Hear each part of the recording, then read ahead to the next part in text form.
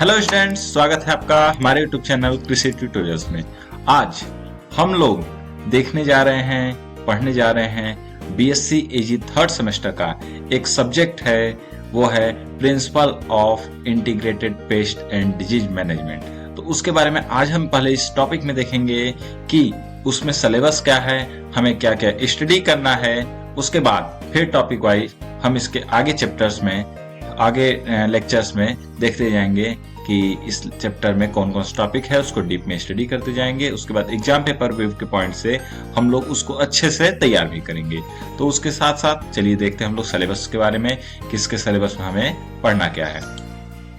तो जैसा कि आप देख सकते हैं स्क्रीन पर, यहाँ पर क्या है, स्टार्टिंग में ही जो लेक्चर का जो नाम है principle of integrated pest and disease management, ये है।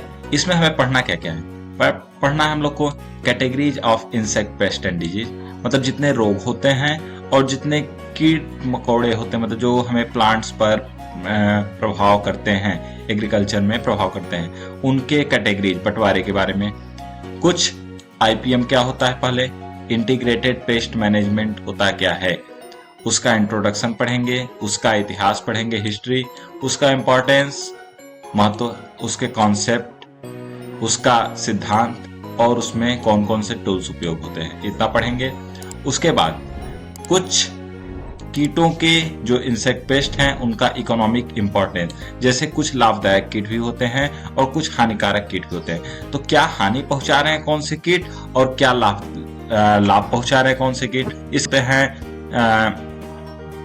मधुमक्खी है, उसके बाद सेरीकल्चर में जैसे क्या कहते हैं रेशम कीट है, उसके साथ साथ लैक इंसेक्ट है। ये सब हमें लाभ वाले कीट है। उसके बाद अनेक जितने प्रकार के आप जानते होंगे सभी हानि वाले ही कीट होते हैं, तो इनके बारे में पढ़ना है। यही कहा था economic importance of insect pest. उसके बाद हम लोग पढ़ेंगे डिजीज के बारे में, उसका एनालिसिस, डिजीज और पेस्ट रिस्क एनालिसिस, उससे क्या रिस्क हो रहे हैं, उनका डिटेक्शन, उन्हें पता कैसे करें और उसको डायग्नोसिस कैसे करें, इंसेक्ट पेस्ट और डिजीज को, उसको रोकथाम कैसे करें।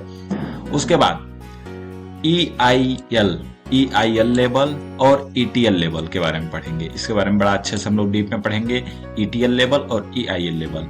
उसके साथ साथ हम लोग पढ़ेंगे इसको रोके कैसे, क्या method of controls, harsh plant resistant, cultural and mechanical, physical, legislative, biological, मतलब कौन कौन से मेथड होते हैं इस डिजीज को रोकने के लिए। कल्चरल मेथड है, उसके बाद मैकेनिकल मेथड, फिजिकल भौतिक मेथड, लेजिस्लेटिव, बायोलॉजिकल, उसके बाद केमिकल मेथड। इन सभी केमिकल कंट्रोल, सभी जितने कंट्रोल हैं उनके बारे में पढ़ेंगे। उसके साथ साथ हम लोग पढ़ेंगे ecological management of crop environment. Crop को जो इन्वायरमेंट चाहिए, जो फसल को वातावरण चाहिए, उसको हम लोग इकोलॉजी के हिसाब से कैसे बैलेंस करें, कैसे मैनेजमेंट करें।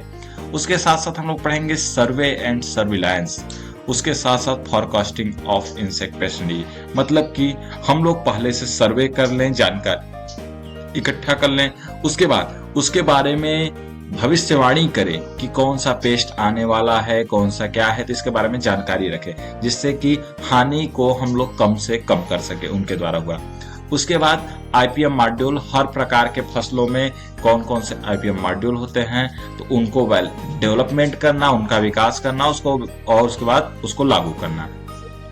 उसके साथ साथ पेस्टिसाइड को यूज करने, जैसे जो पेस्टिसाइड जो केमिकल्स हैं कीटों को मारने वाले, तो उसको यूज करते समय उसमें क्या क्या सावधानियां बरतनी चाहिए, ये बातों का हम लोग ध्यान रखेंगे।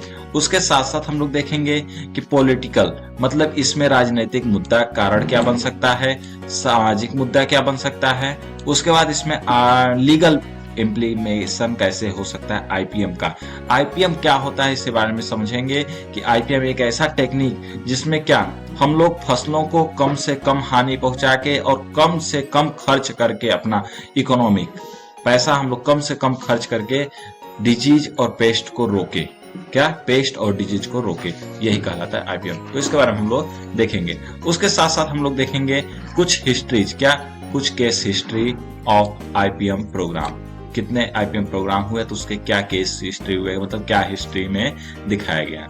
तो इतना हम लोग, ये था हमारा थ्योरी का जो था सिलेबस। ये महात्मा गांधी काशी विद्यापीठ का सिलेबस है। वैसे जितने भी एग्रीकल्चर में प्रिंसिपल ऑफ इंटीग्रेटेड आईपीएम का जो है सब्जेक्ट, ज्यादातर सिलेबस मिलता जुलता है। सिर्फ आगे पीछे कोई टॉपिक इस वाले में, कोई टॉपिक उस सेमेस्टर में डालता है, इतना ही ज्यादा अंतर होता है, उससे ज्यादा कोई अंतर नहीं होता।